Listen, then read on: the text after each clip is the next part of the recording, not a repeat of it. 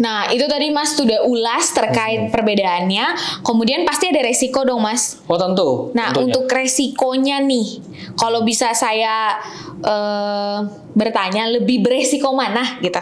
Produk saham atau reksadana saham yang lebih beresiko? Kalau kita ngomongin resiko, sebenarnya resiko saham jauh lebih besar karena kita berinvestasi secara langsung. Sedangkan kalau kita berinvestasi di reksadana saham, kita kan diversifikasi resikonya. Misalkan gini, secara sektoral, misalkan let's say sektor teknologi lagi turun, tapi di dalam portofolio itu ada saham-saham teknologi.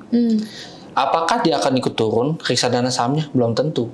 Kalau ternyata lebih banyak ke sektor finance yang mungkin lagi naik atau sektor energi yang lagi naik, mungkin aja teknologi itu cuman nggak kerasa penurunan, tapi dibantu kenaikannya oleh sektoral lain.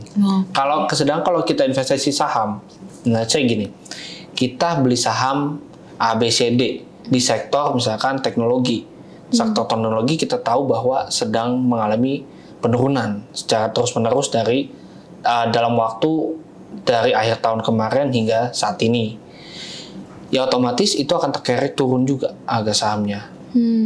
Secara year to date namanya, seperti itu.